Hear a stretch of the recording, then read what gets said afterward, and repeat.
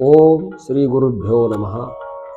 ಶ್ರೀಮದ್ ಭಗವದ್ಗೀತಾ 8ನೇ ಅಧ್ಯಾಯ 28ನೆಯ ಶ್ಲೋಕ. ವೇದೇಸು ಯಜ್ಞೇಸು ತಪಸ್ಸು ಚೈವ ದಾನೇಸು ಯತ್ಪುಣ್ಯ ಫಲಂ ಪ್ರದಿಷ್ಟಂ ಅತ್ಯೇತಿ ತತ್ಸರ್ವಮಿದಂ ವಿದಿತ್ವಾ ಯೋಗಿ ಪರಂ ಸ್ಥಾನಮುಪೈತಿ ಚಾದ್ಯಂ.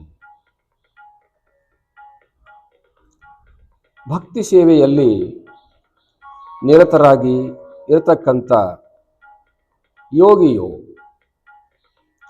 ವೇದಾಧ್ಯಯನದಿಂದ, ಯಜ್ಞಾಚರಣೆಗಳಿಂದ, ತಪಸ್ಸಿನಿಂದಲೂ, ದಾನಗಳಿಂದಲೂ ಮತ್ತು ಇನ್ನೂ ಪುಣ್ಯ ಕರ್ಮಗಳಾಗಿರ್ತಕ್ಕಂಥ ಯಾವ್ಯಾವ ಕರ್ಮಗಳಿವೆಯೋ ಆ ಎಲ್ಲ ಕರ್ಮಗಳಿಂದ ಪುಣ್ಯ ಫಲವನ್ನು ಯಾವ್ಯಾವುದನ್ನು ಸೂಚಿಸಲ್ಪಟ್ಟಿದೆಯೋ ಆ ಎಲ್ಲ ಪುಣ್ಯದ ಫಲವನ್ನು ಮೀರಿ ಅದಕ್ಕಿಂತಲೂ ಹಿರಿಯದಾಗಿರತಕ್ಕಂಥ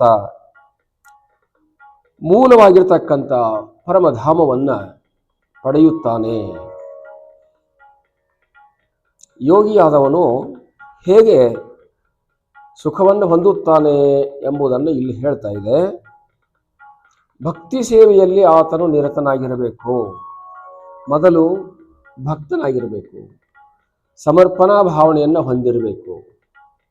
ಭಕ್ತಿ ಸೇವೆಯಲ್ಲಿ ನಿರತನಾಗಿ ನಂತರ ಆತನು ವೇದಾಧ್ಯಯನಗಳನ್ನು ಮಾಡುವವನಾಗಿರಬೇಕು. ವೇದಾಂತಗಳನ್ನು ಅಧ್ಯಯನ ಮಾಡಬೇಕು. ಅಂಗಸಹಿತವಾಗಿ ವೇದಗಳನ್ನು ಅಧ್ಯಯನ ಮಾಡುವುದೇ ವೇದಾಂಗ ಅಂತ ಹೇಳಿಕೊಳ್ಳುತ್ತದೆ. ಆಮೇಲೆ ಯಜ್ಞ, ದಾನ, ತಪಸ್ಸು ಮೊದಲಾದವುಗಳನ್ನು ನಿತ್ಯ ನಿರಂತರ ಮಾಡುತ್ತಿರಬೇಕು. ಇನ್ನು ಪಂಚಾಗ್ನಿ ಮಧ್ಯದಲ್ಲಿ ಕುಳಿತುಕೊಂಡು ಮಾಡುವಂಥ ತಪಸ್ಸು ಮೊದಲಾದವುಗಳನ್ನು ಕೂಡ ಏನು ಮಾಡ್ತಾರೋ ಆ ತಪಸ್ಸಿನ ಫಲಗಳನ್ನು ಕೂಡ ಪಡೆಯುವಂಥ ಒಂದು ಯೋಗ ಇರುತ್ತದೆ. ಇನ್ನು ದಾನ ಮೊದಲಾದಂಥವುಗಳು ಬಹಳ ಸಾತ್ವಿಕ ಕಾರ್ಯಗಳಾಗಿವೆ. ದಾನ ಮಾಡುವುದು ಮುಖ್ಯವಾದ ಕೆಲಸ. ಇವೆಲ್ಲವುಗಳಿಂದ ಒಂದೊಂದು ಕರ್ಮಕ್ಕೆ, ಒಂದೊಂದು ಯೋಗಕ್ಕೆ, ಒಂದೊಂದು ತಪಸ್ಸಿಗೆ, ಒಂದೊಂದು ಕ್ರಿಯೆಗೆ ಇಂತಿಂಥ ಫಲಗಳು ಅಂತ ಹೇಳಲ್ಪಟ್ಟಿವೆ.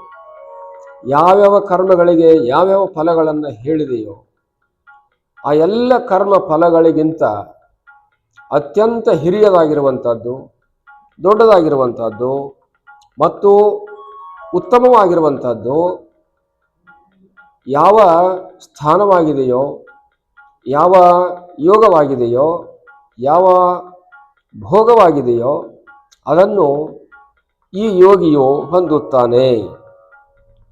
ಯಾವ ಯೋಗಿ ಅಂತಂದ್ರೆ ಇಲ್ಲಿವರೆಗೆ ಹೇಳ್ಕೊಂಡು ಬಂದಿವಲ್ಲ, ಯಾವುದು ಪ್ರಾಣಂ ಆವೇಶ್ಯ ಮೂರ್ಧ್ನಿ ಅಂತ ಹೇಳ್ತಾ ಬಂದು, ಇನ್ನು ಬಹಳಷ್ಟು ಭ್ರುವೋರ್ ಮಧ್ಯೆ, ಆಮೇಲೆ ಸಹಸ್ರ ಶೀರ್ಷ ಅನ್ನುವಂಥದ್ದು, ಇನ್ನು ಶಿಖಾ ಅನ್ನುವಂಥದ್ದು, ಹೃದಯ ಕಮಲ ಅಂತ ಹೀಗೆ ಪ್ರಾಣಗಳನ್ನು ಇಲ್ಲಿ ನಿಲ್ಲಿಸಿ ಮೋಕ್ಷಗತಿಯನ್ನು ಹೊಂದುವುದಕ್ಕೆ ಹೇಳಿರುವಂಥದ್ದು.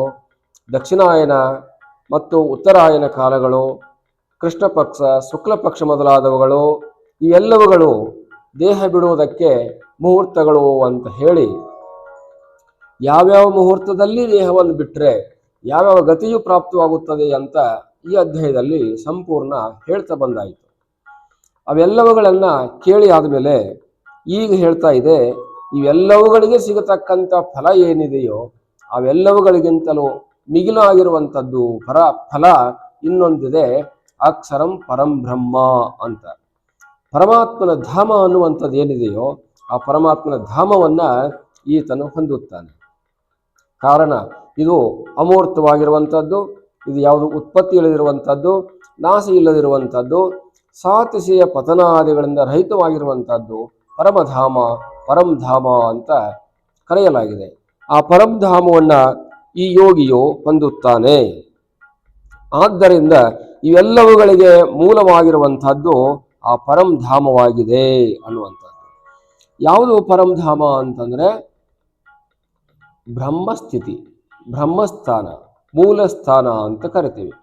ಯಾವುದು ಎಲ್ಲ ನದಿಗಳಿಗೆ ಆಗರವಾಗಿರುವಂಥದ್ದು, ಆಕರವಾಗಿರುವಂಥದ್ದು ಸಮುದ್ರ ಅನ್ನುವುದು ಹೇಗೆಯೋ ಹಾಗೆ ಇಲ್ಲಿ ಎಲ್ಲ ಜೀವಿಗಳಿಗೆ ಮೂಲ ಆಕರವಾಗಿರುವಂಥದ್ದು ಪರಬ್ರಹ್ಮ, ಪರವಸ್ತು. ಆ ಪರಬ್ರಹ್ಮ ಸ್ಥಿತಿಯನ್ನ ಈತನು ಹೊಂದುತ್ತಾನೆ.